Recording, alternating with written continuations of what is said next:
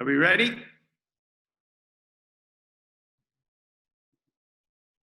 I'm Eric? good. Yeah. I started. We're good? Okay. All right. It's fabulous to see all of you. I hope you're well. What I want to do right now is to finish up our discussion of the Euthyphro. We got to kind of a really critical spot last Thursday and then had to end because we ran out of time. And I want to talk about where we are. And most importantly, I want to talk about what it means. That's really why I want to say this. And then we're going to transition into Plato's Apology, the second of the three Platonic dialogues we are going to read.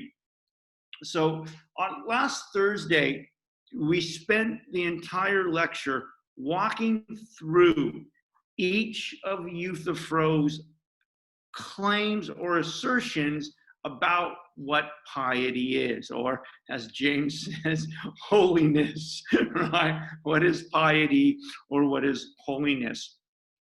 And Socrates, through irony, had become a Euthyphro student. Euthyphro promised to teach him everything he knew. And through that conversation, Euthyphro offered three definitions of piety. The first was piety is imitating the gods. The second, piety is what some gods love and other gods dislike or dislove or don't like. And then the third definition, because each time Socrates is quite unsatisfied for different reasons with these answers. And the third and final answer that Euthyphro gives is that whatever piety is, and we still don't know, whatever X is or whatever piety is, Euthyphro argues, it is something that all the gods love. It is something that all the gods are committed to. All right. Now, what's important to take away from this so far, even right to where we are, and it's quite important, it's quite profound. It's I would even say magical. Something magical has happened. To be sure, at the beginning of the dialogue, Euthyphro didn't think he needed philosophy. He didn't think he needed to think about what he was about to do because he was quite certain that he knew what he needed to do to proceed correctly. So at the beginning of the dialogue, Euthyphro didn't think he needed to think about piety, didn't want to think philosophically about piety. In fact, as we were suggesting, in many ways, he didn't even hear Socrates' offer. So at the beginning of the dialogue, Euthyphro didn't wanted and he refused the offer. He didn't want philosophy and he refused the offer. But what we've seen through because of irony and through the discussion, we have seen Euthyphro's views, which are, at the beginning were not particularly reflective or insightful at all. In fact, they were the absence of thinking, is whatever piety is just imitating the gods. We have seen Euthyphro's position get better. Get increasingly better. We've gone from piety is imitating the gods to which represents a place of absolutely no philosophical thought, no philosophical reflection, just pure imitation, to actually the third definition that whatever piety is, and we still don't know what it is something all the gods favor. So in some way, Euthyphro has made some progress. Euthyphro has become educated in some small way. The person who didn't think he needed to be educated, didn't want to be educated, refused the offer to be educated, has nonetheless, under Socrates' ironical guidance, has nonetheless become educated. Now, to be sure, we have a long ways to go in the big scheme of things, right? But it is absolutely clear that Euthyphro has learned something, right? He's learned that what he really thought isn't as good as he thinks it is, and he's actually learned how to improve his position. Now, this is very important because it illuminates the idea, even at a very simple level, that if people are open to it, they can be educated, that philosophy is natural to people under the guidance of Socrates' questions. Under the guidance of Socrates' questions, Euthyphro was educated. His position on piety developed. It became more reflective, more thoughtful, more sophisticated.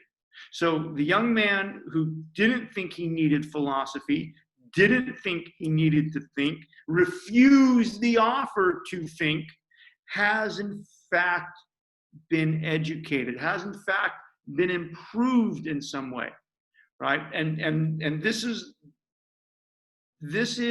if we're looking at the midterm and we're thinking about this is part of that question. In what ways has philosophy been helpful? In what ways is it helpful? Well, here it is, right? If philosophy can penetrate the ignorance, and that's difficult to do. In fact, it needs irony, tragically. But if philosophy can penetrate people's ignorance, if people can be led through guided questions and discussions, they can slowly, bit by bit, replace their ignorance with some knowledge. Replace their ignorance with some knowledge. And so this is an important moment, right? Right? Philosophy is natural to human beings. We are by nature rational creatures. Reason is a special faculty unique to human beings that, if activated and guided, can take us on a journey where hopefully we can acquire a little bit of wisdom about the most important things. In this case, piety, right? And here's a demonstration of that. Here is a kind of Platonic demonstration of the way in which Euthyphro, who started the conversation thinking he knew, but really not thinking at all, who was about to undertake something very dangerous, who actually learns. And so this is an important moment. Now, we got to the point last Thursday where Socrates says to him on 52, is kind of a mic drop moment. Socrates says, well, look, Euthyphro, I think we're making progress here. I really think we're making progress. And Socrates asks him a big question. He says, look, Euthyphro, is it pious because the gods love it, or do the gods love it because it's pious? Right? And this is a really critical moment. And in fact, this is the most important question. This is the metaphysical question at the end of the day, right? Because Socrates says, look, whatever piety is, and we still don't know what it is, do we love it because of what it is, because it's pious, or is it pious because we love it? Now, if it's the first question, right, do we love it because it's pious? That's the metaphysical question. Are we committed to it? Do we follow it? Do we search for it because it is what it is? It's pious, or it's just, or it's courage, or it's love, or it's friendship, right? Do we love it because it is what it is, right? Is our affection for it driven by our bearing witness to the fact that it is a kind of essential concept, knowledge of which we have to acquire, right? Do we love it because it is just? Do we love it because it is pious, right? That's the metaphysical question, and that's the philosophical search. Or reciprocally, is it pious because we love it? Is whatever it is it because we have an affectation for it? We have an emotional commitment to it, right? Whatever it is, it's good because it's ours. It's just whatever justice is, it's good because it's our justice, not their justice, right? And so this is a big moment in the dialogue, right? And Socrates says, after Euthyphro gives him 3 responses, boy, you're doing pretty well, Euthyphro. I'm very proud of you. 10 minutes ago, you didn't think you needed to think. In fact, you rejected my offers to think. But now, unfortunately, due to irony, now we've made some progress. But tell me this, is it pious because the gods love it, or do the gods love it because it's pious? Now, this is another moment right now where we kind of reveal a kind of a heart of darkness moment. Because immediately after saying this, after Socrates asks Euthyphro this question, right? Euthyphro immediately responds, I do not know what you are saying, Socrates. I do not understand the question. Now, this is an important moment as well, right? Because what it reveals is that we might have reached the limit of Euthyphro's understanding. We might have reached the limit of Euthyphro's understanding, right? Perhaps we've come to a point where Euthyphro is no longer able to think critically or deeply about piety because he's not able to make the metaphysical transition, right? When Socrates says, is it pious because the gods love it, or do the gods love it because it's pious? Euthyphro can't distinguish between the questions. He doesn't understand where Socrates is going. Okay, and again, this is a kind of a profound moment, right? Because as we said at the very beginning of this course, when we first started these lectures, we're going to, if we may, I'll leave it conditionally, we may run into some painful moments as we move our way through the text. One of them is, as we've already seen, people may not want philosophy, right?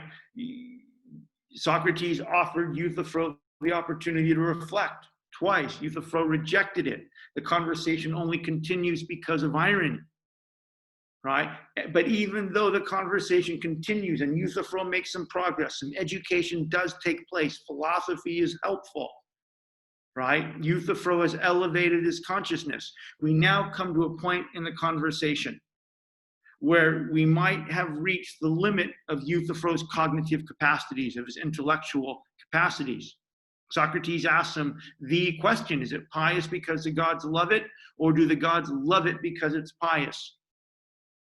And Euthyphro says, I don't understand what you are saying, Socrates. I don't understand the question.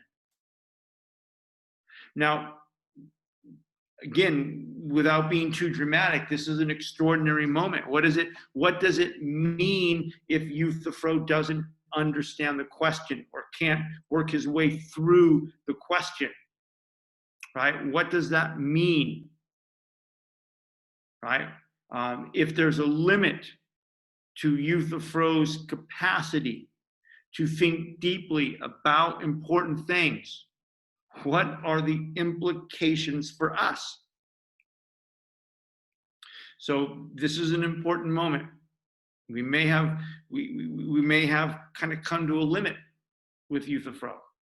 And if there's a limit, if Euthyphro can't think beyond this question, and he can't grasp the essential philosophical or metaphysical question, do the gods love it because it's pious, or is it pious because the gods love it? If he's not able to grasp that and transcend that and move beyond that question,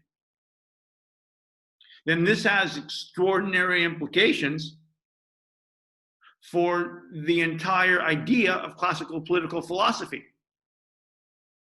Right? If the whole idea of becoming self-governing in the Platonic sense, in the Socratic and the Platonic sense, that one recognizes that there's an objective truth out there about essential concepts in one's nature, that one is rational, right? And that reason is a special faculty unique to human beings that in some way, if activated through questioning, allows us, one, to be aware of that and then move towards it, to acquire knowledge about it. And if the purpose of life is to acquire that knowledge and apply it to ourselves, so we become self-governing in whatever way is possible for us, given our conditions and our circumstances, right? If that's the project, and that's how the project is set up. But we've come to a place now with Euthyphro where we have to bear witness, that there might be limits in Euthyphro's intellectual or cognitive or rational capacity. And if there are limits to his cognitive or rational or intellectual capacity, and if he can't transcend into that second question, or the question, is it pious because the gods love it? Or do the gods love it because it's pious? Then what does that mean for Euthyphro's capacity to become self-governing, ultimately? Now, again, we're going to leave it there. We're already in an extraordinarily dangerous ground. So we're going to leave it there. It's not resolved. But we will see this again in the Crito. We will see something very similar happen in the dialogue, the Crito. And so this is a critical moment. This is just kind of one of those issues that are there. We've seen it. We can't look away from it. We have to bear witness to what it means. And we have to continue thinking our way through it. Now, let's finish up the dialogue. So, Euthyphro says, I simply do not understand what you're asking. And Socrates starts again. And Euthyphro is having great difficulty understanding where Socrates is trying to lead him.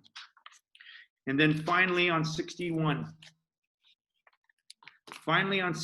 we return to something that we talked about in the first lecture on the Euthyphro, and why in many ways what happens in the first couple pages is one of the most important moments in a human life, in human consciousness, in the life of a family, in the life of the city. And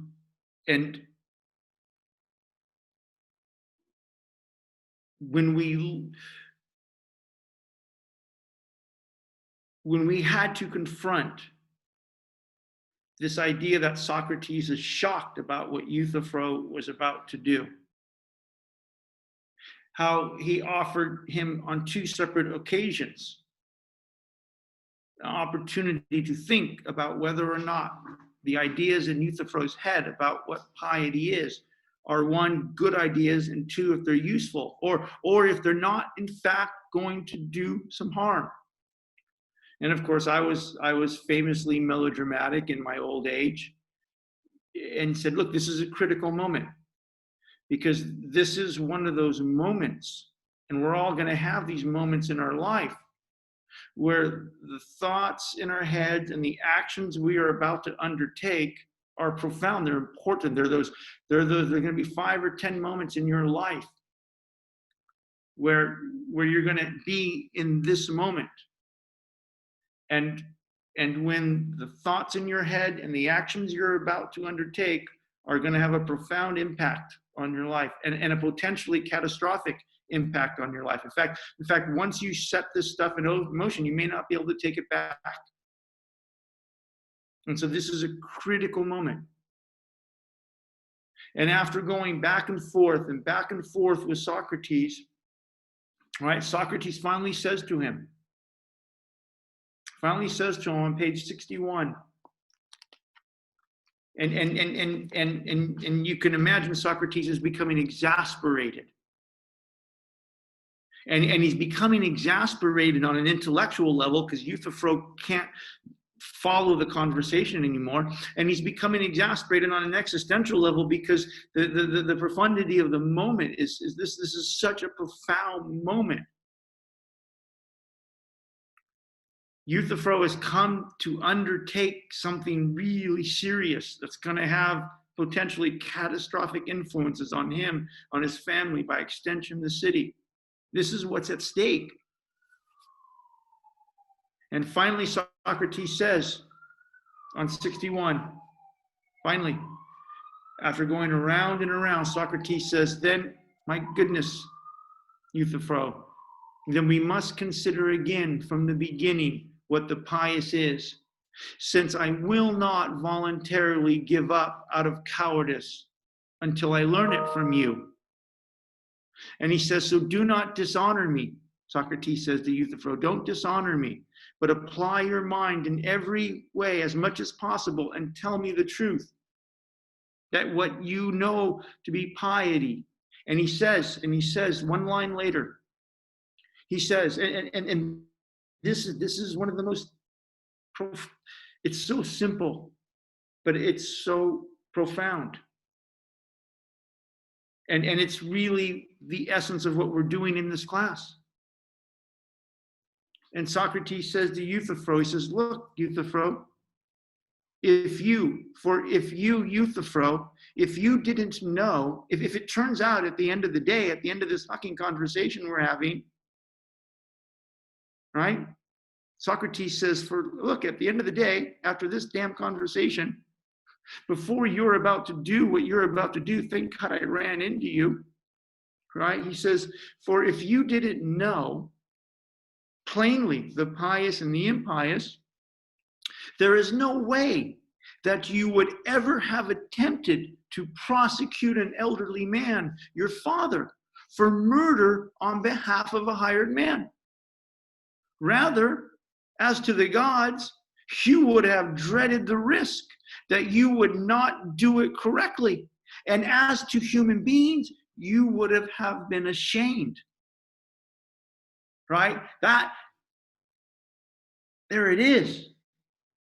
At the end of the conversation, Socrates says to Euthyphro, for God's sake, one more time, let's start again.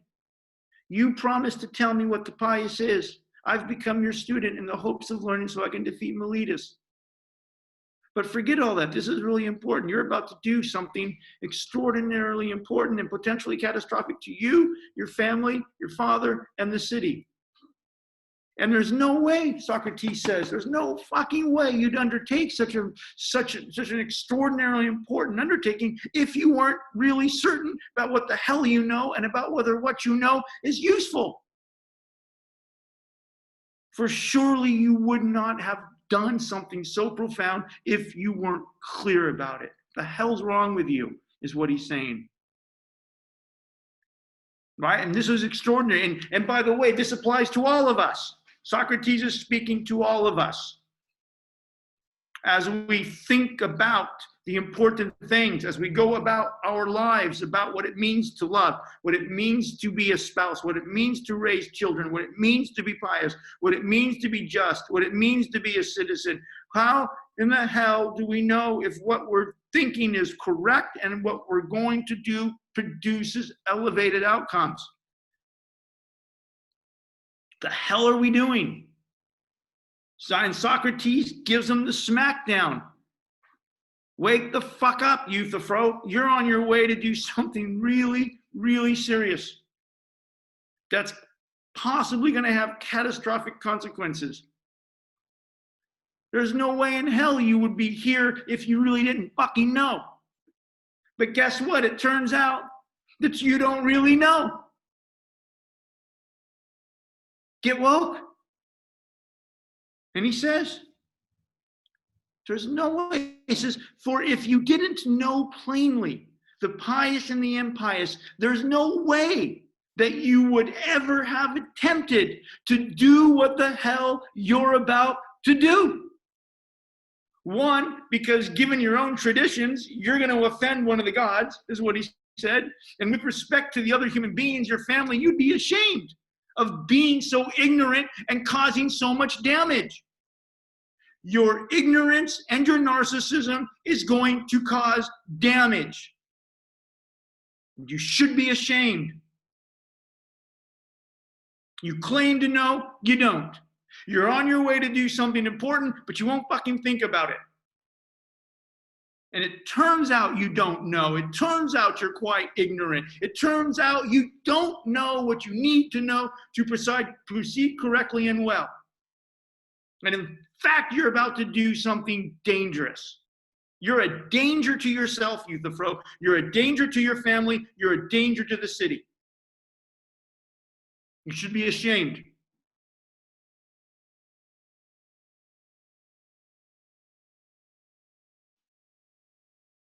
And so Socrates says, so one more time, let's get this straight. Let's try it again.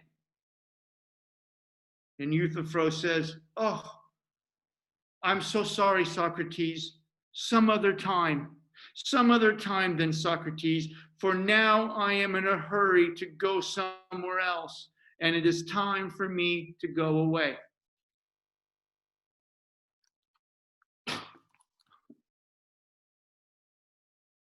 And that's how the dialogue ends. Euthyphro runs away from the conversation.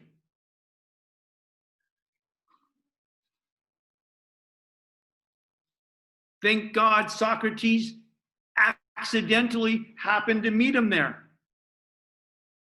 Thank God Socrates was ironic with him. Thank God Socrates gave to Euthyphro the single greatest gift that Euthyphro has ever received. And that's humility. Socrates was able to get Euthyphro, the narcissist, the ignorant narcissist, who was on his way to do something extraordinarily catastrophic. He was able to get Euthyphro to realize that he may not know what he thinks he knows. And that, by the way, is the gift. The young man who had no humility, who had no space of self-reflection, who in his arrogance and his ignorance was on his way to do something dangerous, now has at least given up the project, admitted that he doesn't quite understand. I don't understand what you're saying, Socrates. You're right, this is complicated.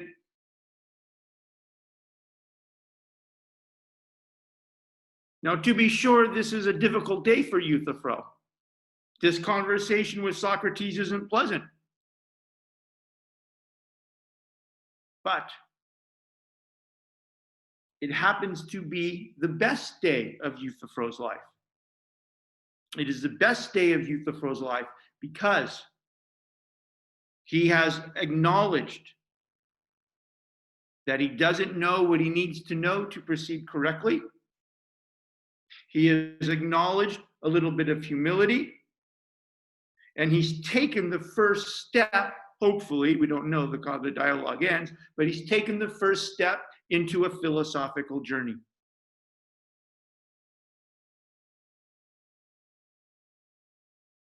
All right, so let's leave the Euthyphro. Let's transition into the Apology.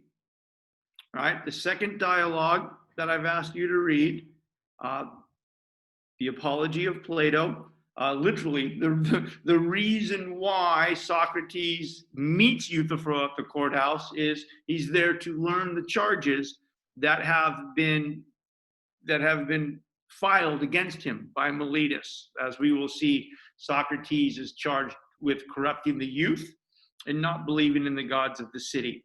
And these are serious charges, and there's an actual trial. So we are now going to transition to the Apology of Socrates, the second of the Platonic dialogues.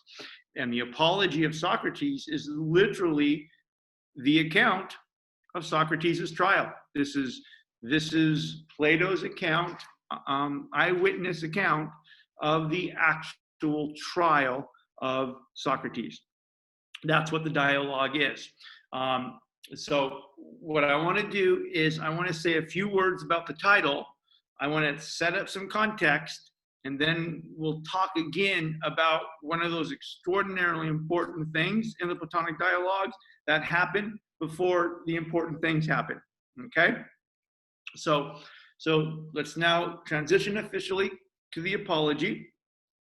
And the first thing I want to say is let's just talk about the title, right? The dialogue is titled Plato's The Apology of Socrates.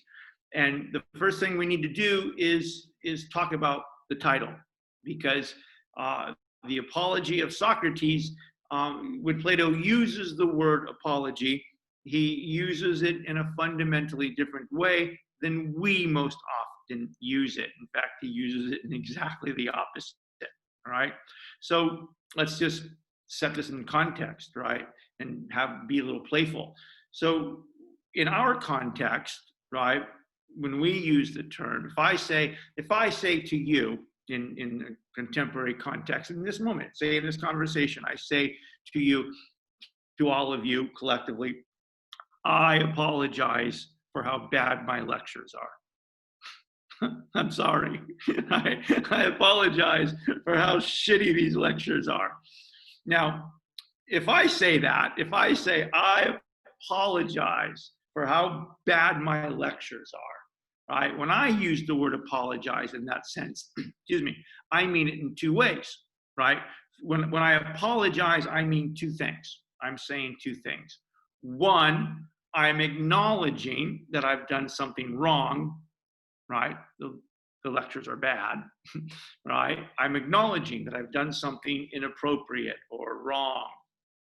And two, I'm acknowledging that some harm has come, right? Like I've done something wrong and some harm has come to you, whatever it is, maybe very minor, it could be quite profound, right? And so when we use the term apology, when I apologize to you for how bad my lectures are, I'm saying, and you understand in our context, I've done something wrong. I should have been more prepared. The lectures are terrible. I go off track. I rant. They're unclear. Right? Okay. I've done something wrong. Right? I've done something that could have been done better or done more appropriately. I'm sorry for that. I apologize for that. And two, because I've done something inappropriate, I also recognize that some harm has come to you. You've spent all this money and you've got these lousy lectures. Okay, so you should be compensated in some way, or I need to make it up to you in some way, maybe send you your money back, right? Give you a rebate for the class, right? So that's how we use apologies. You know, I've done something wrong. I'm sorry, and I recognize some harm. How can I make it up? That's what we mean when we say, I apologize for hurting your feelings, for my bad lectures. I apologize for not calling back. Okay, so we get it. Now, I kind of bore you with this kind of funny intro because that is not how Plato means apology, right? Plato is using the word apology in a fundamentally different sense, right? Because, and we know that, we have to, because if you've read it, right? And by the way, if you're even halfway through it, you don't even have to have read the whole damn thing. If you're even halfway through the apology, you know damn well that nowhere in the dialogue, and not once during the day at his trial, does Socrates ever say what? I'm sorry, right? Never, ever does he say, I did something what? Wrong. Never, nowhere in the dialogue, and not once during this day does Socrates say, I did something wrong. I'm sorry. I apologize. I'm acknowledging that I've done something wrong. And never, not once, does he say, and by the way, because of what I did wrong, being a philosopher, some harm has come to you. Right? So Socrates never acknowledges that he's done something inappropriate, and he absolutely does not acknowledge that any harm has come from it. So it's clear that Plato doesn't mean by the word apology what we mean by the word apology. So what does Plato mean by it? By apology, Plato means defense. The original definition of the word apology means to give a defense. Right? In fact, the dialogue should literally be called the defense of Socrates. Right? When you read the Apology of Socrates as the title of Plato's dialogue, just think the defense of Socrates. What we're getting in the dialogue is Plato's account of the defense of Socrates.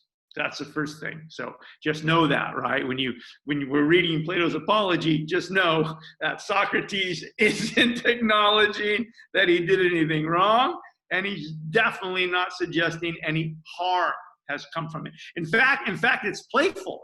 It's kind of, you can have fun with it, because throughout the dialogue, right, and throughout the trial, and even throughout this course, part of the midterm question about this course is absolutely the idea that Socrates thinks he's doing something that is what? Correct, not wrong, right? Socrates thinks that philosophy is engaged in doing things and asking questions that are good, that are correct. Philosophy is correct. What philosophy is doing is correct. And not only is it correct, but good things come from it. All right? And by the way, as we already saw with Euthyphro, take the Euthyphro, for example. Socrates' philosophical encounter, even through his irony, was good, was good for Euthyphro, was good for the family. It was correct. Euthyphro claimed to know. He didn't know. Socrates educated him. That's good. And good things came from it. Euthyphro abandoned his mission to prosecute his father.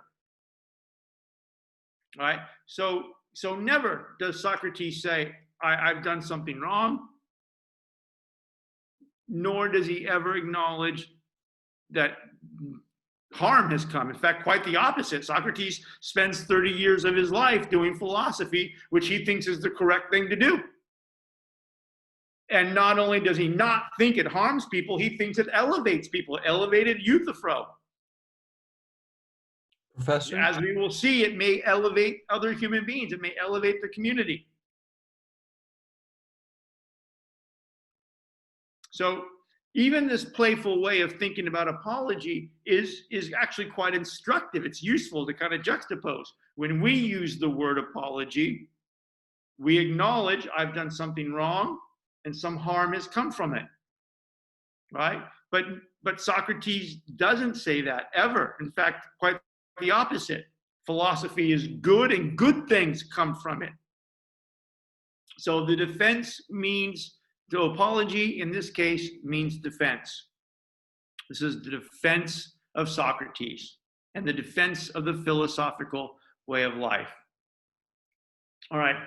Now, just a few things, some context. You don't have to write this down. I'm just going to give you some context, and then we're going to get into what is really profound. Actually, I say that too much, I think. So just some context that both heightens the drama on the one hand, literally just the drama, but also adds to really how interesting this day is. This is, as I said, we are reading the first-hand account of the trial of Socrates, right? That's just so fascinating, right?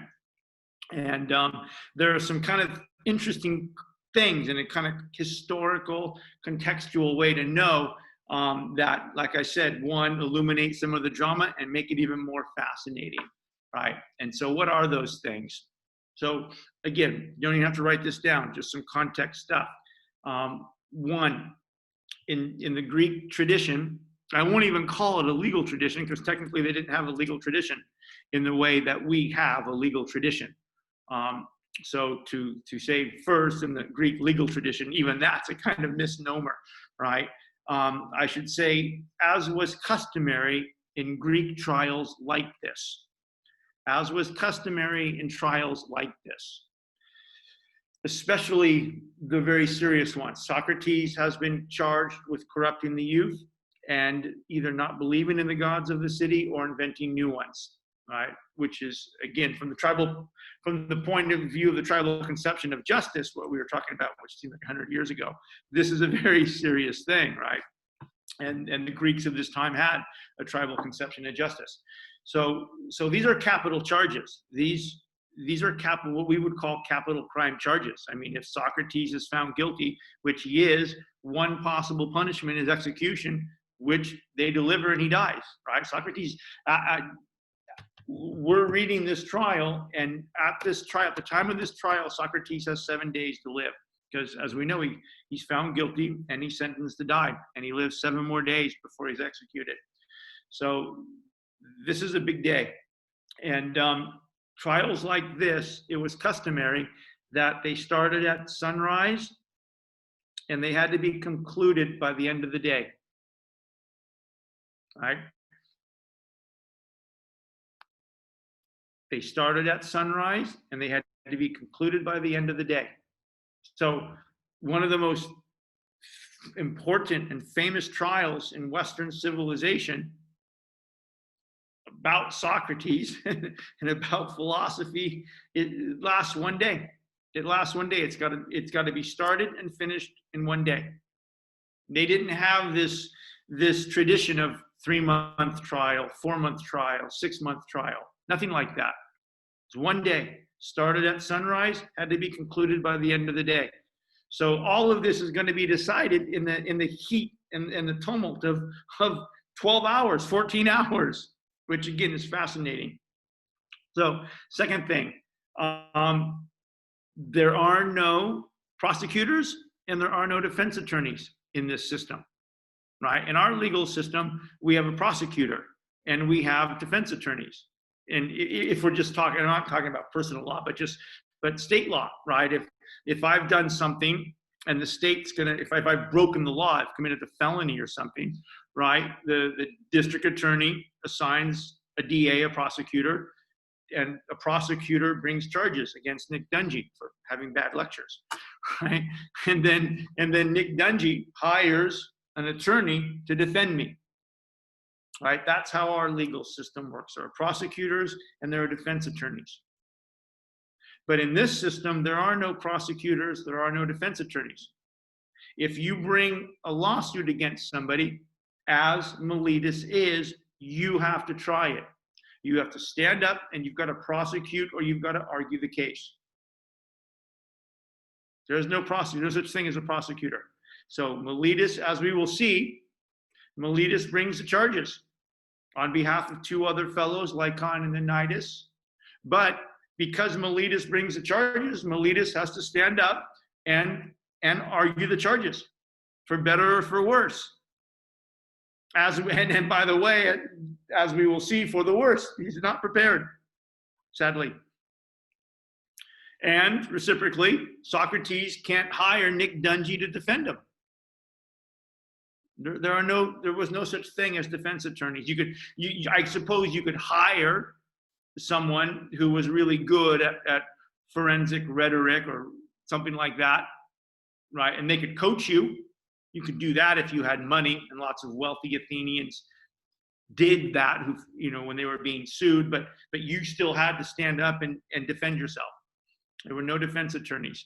So the protagonist and the antagonist in this have to talk, which is what we see, which is so powerful. 3, there was, like I said, there wasn't a legal tradition. It didn't exist. There was no, and what I mean by that, there was no statutory law. And what I mean by statutory law, there was no written law. Didn't exist, right? All of you next year, you're all seniors and you're all going to law school next year. Right? And you're going to buy all these law books, right? You're going to have a whole wall of law books, right? And most of those books are going to have statutory law. What's the actual law about some case, and then precedent, and what are the subsequent decisions, right? There's law, there's case law, there's statutory law, and then there are subsequent decisions and more written law about the law. The Greeks had no written law. As crazy as that sounds, they had no written law. There was no book. There was no kind of hard wax tablet or sacred book where Miletus goes and he says, yeah, Socrates has violated Civil Code 4880909-9 AB, corrupting the youth. There was no such law, no written law. It was, so the Greek legal system, the trial is more like a debate, right? Miletus says Socrates corrupts the youth by doing this, and he doesn't believe in the gods. And Miletus will win or lose depending on how well he kind of convinces the jury that that's true. So there's no written law. They're just norms. And then the fourth thing is that it's a jury. It's an open jury. It's a public jury. 500 people in the jury. And they all have to vote.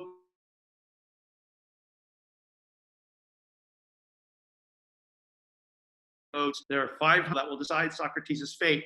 And they all have to vote openly. They all have to declare openly on record innocent or guilty.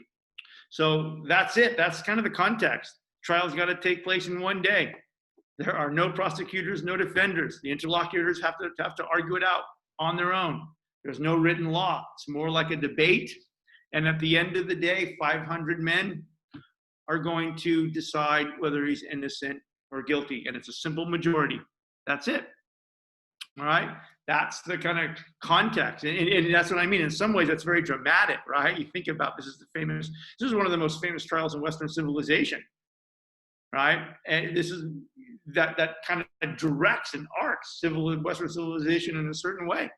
This is one of the profound moments, right? And it's happening in real life under these real circumstances and these very dramatic circumstances. So it's really fascinating. It would make a great Netflix movie. Gabe, that's your cue, brother. You're the screenwriter. Start hacking this bad boy out. All right. So, Professor, yep. would it be fair to say that both Plato and Socrates, but especially Socrates, is a political dissident? Oh, absolutely. Yeah.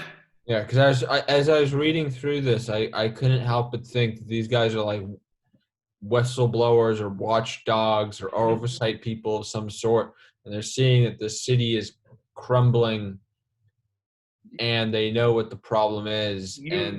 James, you can even use whistleblower, right? Socrates is, and let me just speak to this a little bit, because we had an opportunity to speak about it earlier when we were talking about the kind of this idea that whatever political philosophy is, as Socrates and Plato conceived it, one, it emerges in crisis. Athens is literally in a whole series of crises, many of which we saw in the Antigone, and many which we saw in the Euthyphro, right? Athens is in crisis, right? And James, to your point, Socrates is going to say directly, unequivocally, the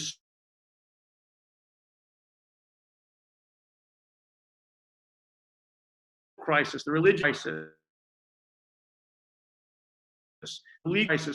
the source of that crisis is the Homerists themselves, is literally the most sacred values and traditions of the city itself, right? First of all, that's not a whistleblower, man. That's fucking someone. But I can't dramatize it in is saying to the city, you're in Christ. You're an individual. Euthyphro has an individual crisis. He's a narcissistic person who thinks he knows something important and useful about piety. It's interesting because while you were talking, I couldn't help but think about what's happening in Hong Kong. And that you have all these democracy activists, these people that are advocating for natural rights, advocating for law and order, and then you have the political leadership of the city elitists acting like Euthyphros, acting like these juries. They're acting like the city of Athens. These are our traditions. We have a 4,000-year-old culture. We have a 4,000-year-old religious and moral and legal culture. And again, I'm not here to bash that, but that's what the Chinese authorities in Hong Kong are saying. That's it. These are our traditions, our Confucius traditions. They've been around for 4,000 years. This is how we understand the gods. This is how we understand the individual's place in the family, the individual's place in the social and economic and political hierarchy, and shut the fuck up. And it's not just shut the fuck up. It's if you do it, we will kill you. Again, we will send you to Beijing for a trial in Beijing, and that's no trial at all. That's just a death sentence. Let me say this, and we started to talk about it a little bit at the beginning of the lecture.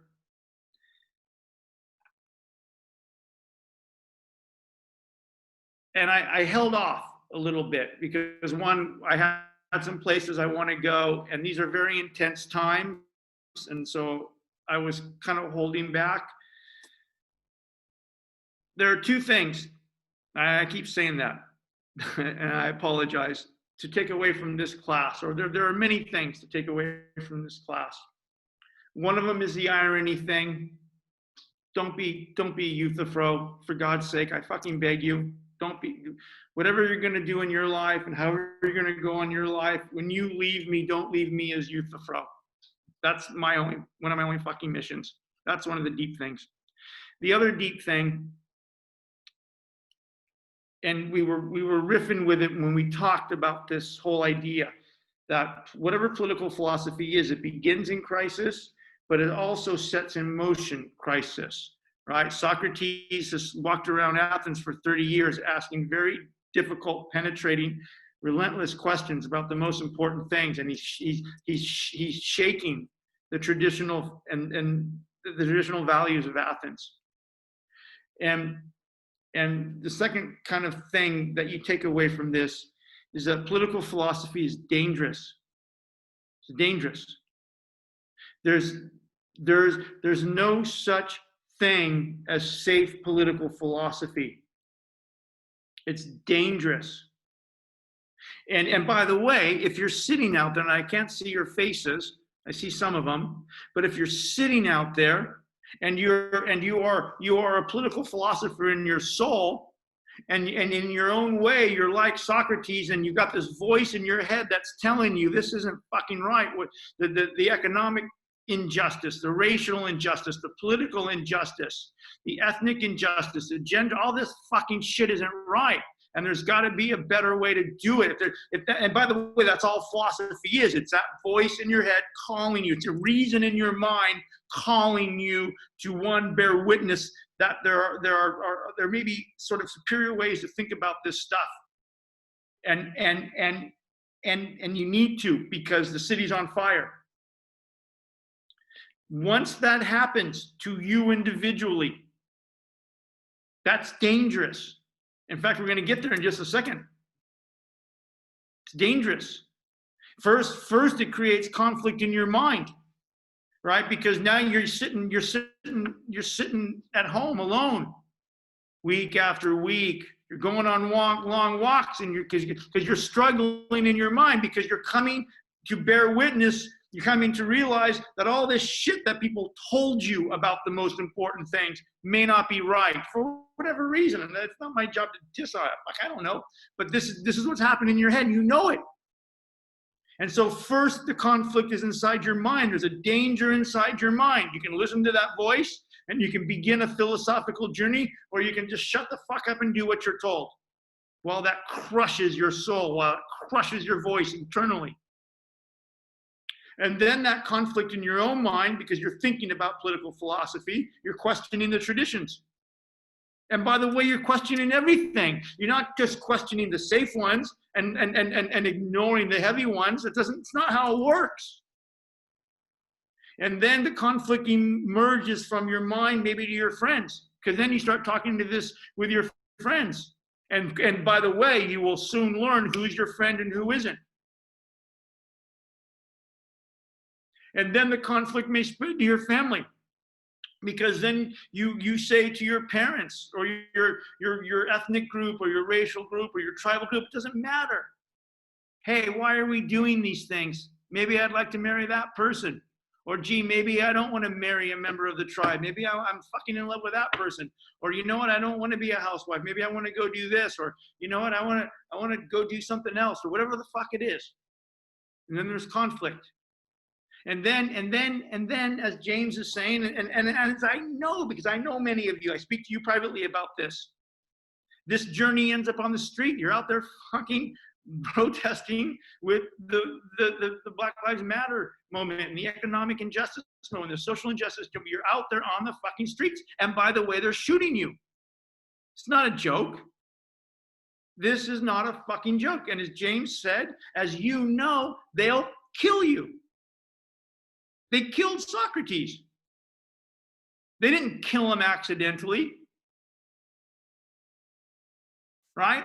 So this is what it is. Anybody, and now I'm going to lose my job. This is probably the last lecture Nick Dungy ever gives, because you can't speak like this. And by the way, I understand why you can't. I'm not fucking stupid. But at the same time, political philosophy is so fucking dangerous, you almost can't teach it anymore. Because I can't in any authentic mind sit here and say to you there's safe political philosophy. Or if you think deeply, or if you ask hard questions, or if you challenge power, or if you challenge the patriarchy or the oligarchy and the misogyny and the racism, I can't fucking tell you right now with the straight face that if you do it, and by the way, you be fucking doing it every day, that's not dangerous to you. It is. And if you do it hard enough and you do it long enough, they're going to hurt you. That's how power stays in power. It's dangerous. There's no safe political philosophy. We can't take this class and say, hey, yeah, we're going to read some Plato and everything's going to be fine. It's not. And by the way, that would be a lie, because they killed Socrates. And it would be a lie because all you have to do is look out your own window to know that I'd be lying to you, because it's not okay. Because the damn city's on fire. There's an emergent civil war happening. Come on. It's dangerous. Professor? You live, I live, we live in dangerous times, because the core ideas that we use to talk about justice and equality and what it means to be a citizen, who's in, who's out, what it means to be a good person, that whole narrative is under assault for good reasons. Professor, Yes, quickly. In terms of the apology and Socrates, because I know the term apology is used amongst Christian theologians, the apologetics of Christianity. Would you say that Plato is in a way the principal apologist of the Socratic system? Or would you say he's not only just the principal apologist, he's also something else? He's so not only is political philosophy dangerous, it's also fiction, right? I mean, and I'm being playful and deadly serious, because one of the most irritating damn things about Socrates, of all the irritating damn things about Socrates, right? And from a certain point of view, I understand why they killed him.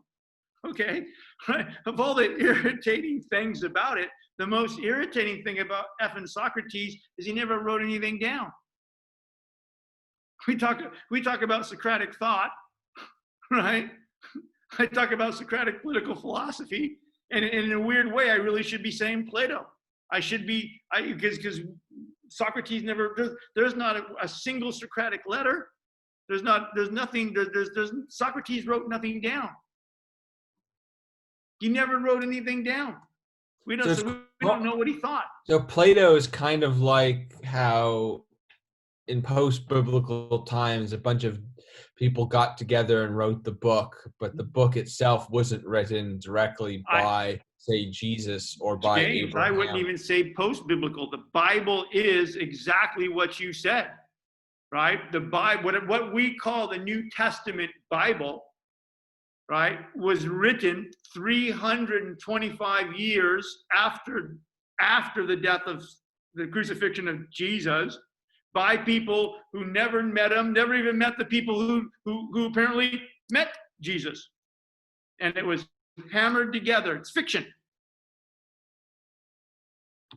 So could we say, has there been accusations against or people who don't like Socrates and Plato who just accuse Plato of having an imaginary friend, and that all this stuff is just product of him going nuts?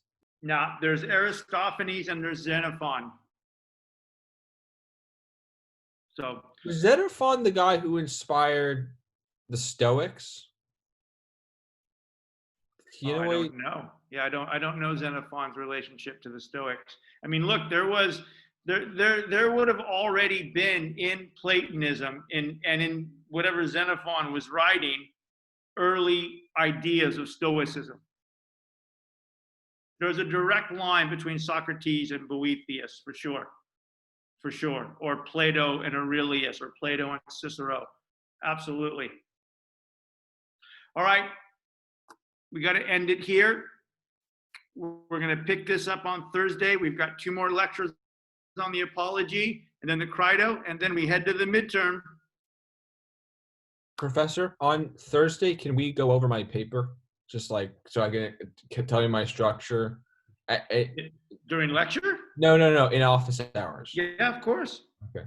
Of course. Your office hour starts at 11 o'clock our time on Thursday. On the syllabus. Okay. All right. Thank you, All right. Professor. Thank you. Love you guys.